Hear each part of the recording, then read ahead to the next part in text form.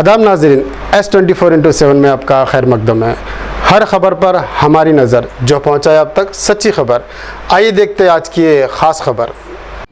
अल्हम्दुलिल्लाह आज OSM college में मुझे बुलाया गया था कि बच्चियों के सामने कुछ बात रखें, क्योंकि बहुत सारी जगहों के ऊपर ऐसी महफ़िलें बन रही है कि जहाँ पर वुमेंस डे मनाया जा रहा है कि औरतें कैसी होनी चाहिए, उनका क्या मुक़ाम है, उनका क्या मर्तबा है। तो इस सूरत के अंदर इस्लाम के अंदर औरत का क्या मुक़ाम है, एक इस्लाम के अंदर औरत कैसी होनी चाहिए, किस तरीक़े से उसके अतवार, उसके किरदार, उसके आमाल, उसके अफ़आल कैसे होनी चाहिए, एक समाज के लिए, एक घर के लिए, ख़ानदान के लिए कैसी बेटी बनना चाहिए। ये चीज़ों के ऊपर मैं कुछ तैयारी करके आई थी और अल्हम्दुलिल्लाह बच्चियों के सामने कुछ बातें रखी भी हूँ और बड़ी इत्मीनान के साथ बच्चियों ने इसको सुना। और मैं उनके सामने बस एक बात ये रखी कि बस किसी एक दिन के लिए औरत का दिन नहीं माना जाता है। वुमेंस डे किसी एक दिन के लिए नहीं होता है, बल्कि वुमेंस डे तो साल के 365 दिन के लिए लाजिम है, क्योंकि हर चीज़ के लिए, हर काम के लिए, हर मौके के लिए, हर तकरीब के लिए और हर एक की तरक्की के पीछे एक औरत का होना बहुत ज़रूरी होता है। और औरत के बग़ैर एक कायनात भी नामुकम्मल है। और बेहतरीन औरत तो वो होती है जो एक नेक बनती है और एक नेक समाज बनाती है और एक नेक औलाद पैदा करती है और अतराफ़ व अकनाफ़ के माहौल को नेक बनाती है। तो इसीलिए आज हम तमाम मुसलमान लड़कियों के लिए ये लाज़मी है कि वो दीन की तालीम के साथ साथ दुनिया की तालीम के साथ साथ दीन की तालीम भी हासिल करें, क्योंकि दीन ही की तालीम के अंदर उन्हें ये चीज़ मिलती है कि इस्लाम के अंदर औरतों ने कैसी क़ुरबानियाँ दी और कितने दुनिया में अकाबिरीन, बुज़ुर्गान दीन, उलमा इकराम, यानी एक इमाम औरत नहीं बन सकती लेकिन एक इमाम औरत बना सकती है। एक नबी औरत नहीं बन सकती लेकिन नबियों को औरत ने पैदा किया, वलियों को औरत ने पैदा किया। बड़ा बड़ा मुकाम, मर्तबा जो मर्दों को मिला है वो औरत ही की वजह से मिला है। तो लिहाजा मैं ये चाहती हूँ कि मेरे इस बात के ज़रिए से हर जगह इस्लाम की तालीमात आम हो जाए, दुनिया की तालीम के साथ साथ लड़कियां दीन की तालीम भी हासिल करते रहे। और एक मर्द जब पढ़ता है तो एक फ़र्द पढ़ता है, लेकिन जब एक औरत पढ़ लेती है तो एक ख़ानदान पढ़ लेता है, क्योंकि उसके पढ़ने की वजह से उसके बच्चे, अतराफ़ व अकनाफ़ के जितने भी लोग होते हैं उससे सैराब होते हैं। इसीलिए एक मर्द का पढ़ना जितना ज़रूरी है उतना एक औरत का पढ़ना भी बहुत ज़रूरी है। और औरत जब पढ़ लेती है, जब वो काबिल बन जाती है, तो लिहाजा सब कुछ सही और दुरुस्त होने लगता है। और अल्लाह के नबी भी ख़ुद ये फ़रमाएँ कि बेहतरीन औरत वो होती है जो नेक बनती है, और नेक बनने के लिए इल्म का हासिल होना बहुत ज़रूरी होता है। तालीम ही इंसान को नेक बनाती है, जो तालीम नहीं तो नेकी भी नहीं। तो लिहाजा अल्लाह ताला सारी मुसलमान ख़वातीन और जितनी भी बच्चियाँ हैं उन सब को दीन की तालीम हासिल करने की जुस्तजू और मेहनत अता फ़रमाए। और अल्लाह ताला जो जो ये कोशिश कर रहे हैं, जैसे आज हमारी बच्चियों के सामने ये कॉलेज के जितने भी हजरात हैं, प्रिंसिपल है और जो मैनेजमेंट है, उनका शुक्रिया अदा करती हूँ कि मैं इस काबिल तो नहीं हूँ, लेकिन उन्होंने मुझे मदऊ किया और मैं आई और चंद बातें उनके सामने रखी। अल्लाह ताला मुझे भी तौफ़ीक़ दे और उनको भी तौफ़ीक़ दे, और हर कौम में, हर मिल्लत में, हर समाज में, हर महल्ले में, हर ख़ानदान में एक इमरात सालिहा अल्लाह ताला बना दे। बस शुक्रिया, इतनी बात। Peoples education trust Hyderabad city president हूँ, और आज यहाँ पर इंटरनेशनल वुमेंस डे के अवसर पर ये मीटिंग आयोजन किया गया, और ख़ास करके फ़ातिमा शेख के बारे में हम लोग यहाँ पर बात करने के लिए इकट्ठा हुए, स्पेशली फ़ातिमा शेख के बारे में। और फ़ातिमा शेख जी जो फर्स्ट टीचर ऑफ उस मुस्लिम्स माइनॉरिटियों के तरफ से पहले मुस्लिम टीचर थे, और उनका जो संबंध था ज्योतिराव फूले से और सावित्रीबाई फूले से। जिस दिन सावित्रीबाई फूले और हमारे ज्योतिराव फूले को घर से उनके पिताजी गोविंदराव फूले बाहर निकाल देते, वजह ये है कि उन्होंने ये मनोवाद के विरोध में अपना काम करते थे। भाई सभी लोग पढ़ना है, सभी लोग आगे बढ़ना है, ये उनका ख्याल था ज्योतिराव फूले जी का। तो उनके पिताजी नहीं मानते कि नहीं, तुम मेरा बात सुनना, मेरी बात सुन के आप काम करना। जब ज्योतिराव फूले को स्कूल में ज्वाइन किया जाता 7 साल की उम्र में, तो सारे लोग गोविंदराव फूले के ऊपर दबाव डालते कि तुम बच्चे को पढ़ाई रोक दो। मजबूरन उन्होंने ज्योतिराव फूले का पढ़ाई उन्होंने रोक देते।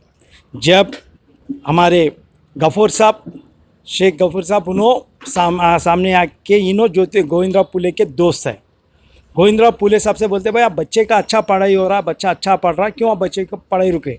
नहीं, आप बच्चे को कंपलसरी पढ़ाई शुरू करो, एक गफ्फर साहब का डिमांड रहता।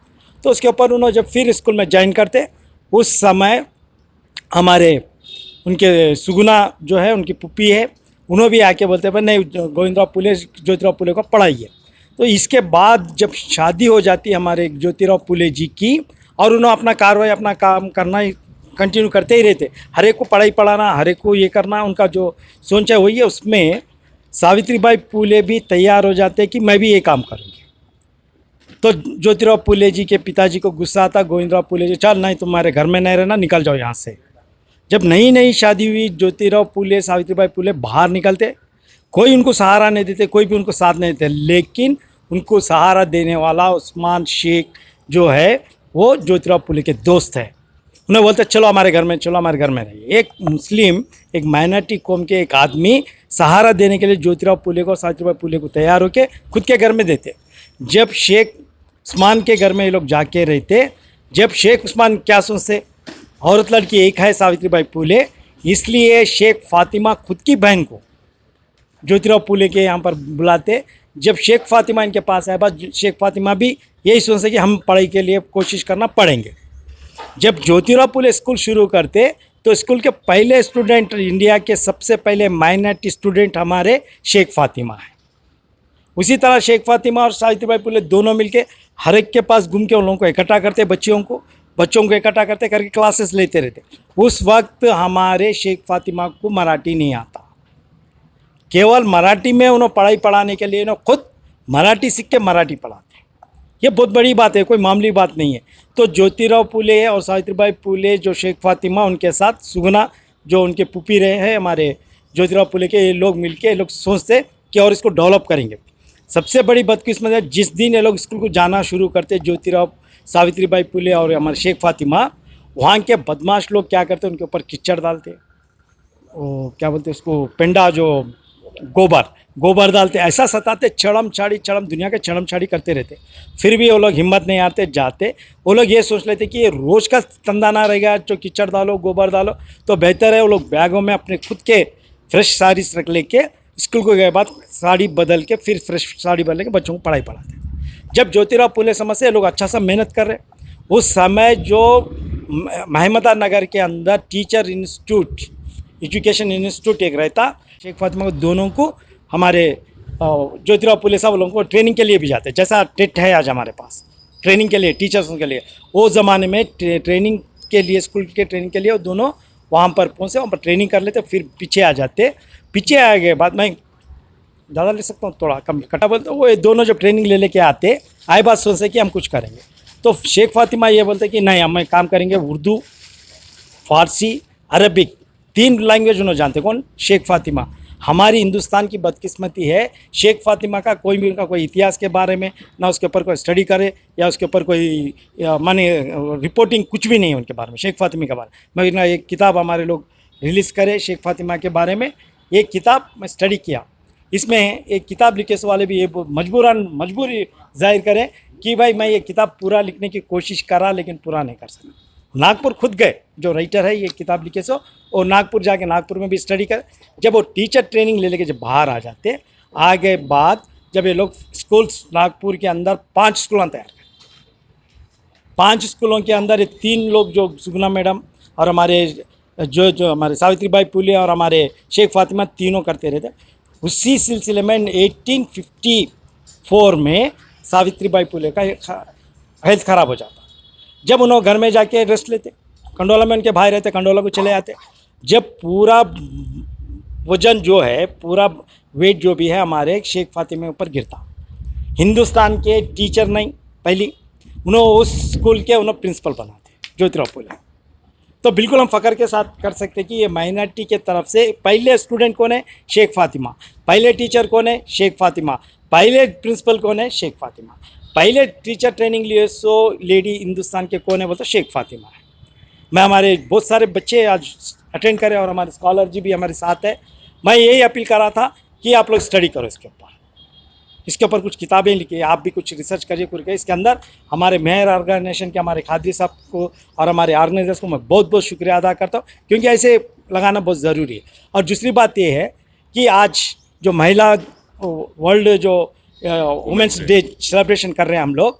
महात्मा गांधी हिंदुस्तान को आज़ादी आई जब एक ही बात बोले, जो औरत आधी रात को घर को बिल्कुल सेफ के साथ घर पहुंच सकती, उसी दिन महात्मा गांधी जब सेफ हो घर पहुंचती तो ये हिंदुस्तान को सही आज़ादी मैं मानता हूँ बोल के उन्होंने बोले। उसके बाद में बाबा साहब अम्बेडकर के पास हमारे सरोजिनी नायडू और हमारा हारून असफ अली ये टीम मिल के क्या बोलते हैं, तो बाबा साहब के जाके बोलते बाबा साहब आप तो बहुत बड़ा सा कॉन्स्टिट्यूशन लिखे, संविधान लिखे, उसके अंदर आपके लोगों के लिए सुरक्षा के लिए लिखे, हमारे महिलाओं के लिए क्या सुरक्षा है, हमारे लिए क्या करेंगे आप। जब उन्होंने हिंदू कोड बिल जब उन्होंने तैयार करके पार्लियामेंट में सबमिट करते हैं, लेकिन उस समय जो सियासत है आज भी वही सियासत है, कोई परिवर्तन नहीं है। वहाँ पर उनका बिल को ठुकरा देते हो। जब बाबा साहब अम्बेडकर अपने लॉ मिनिस्टर पोस्ट को रिजाइन करके ठोकर मार के ना बाहर आ जाते, लेकिन बदकिस्मती आज भी वो बिल पास नहीं हुआ। पूरा सियासत चला रहे। मैं ये चाहता हूँ कि आगे चलने के लिए हमारे पास एजुकेशन बनाना है, यूनिटी बढ़ावा करना है और आंदोलन करना है। तो आंदोलन का मतलब लोग समझते संघर्ष करो, लड़ाई करो, अल्लाह गुल्ला करो, नहीं। 25 साल नेल्सन मंडेला जेल में रह के साउथ अफ्रीका को आज़ादी दिला से एक हीरो है, हम उसको आदर्श लेंगे, उसके रास्ते पे हम चलेंगे। ये संदेश मैं हमारे पीपल्स ट्रस्ट एजुकेशन की ओर से मैं देते हुए मुझे ये वक्ता दे जी प्रोग्राम आज कहाँ पर था ये? आज़म फंक्शन हॉल मोगलपुरा। हमारे खादरी साहब और हमारे अब्दुल्ला लतीफ़ साहब और हमारे फारूक साहब ये लोग ऑर्गेनाइज करे। उन लोगों को पूरों को मैं हमारे ट्रस्ट की ओर से बहुत बहुत धन्यवाद।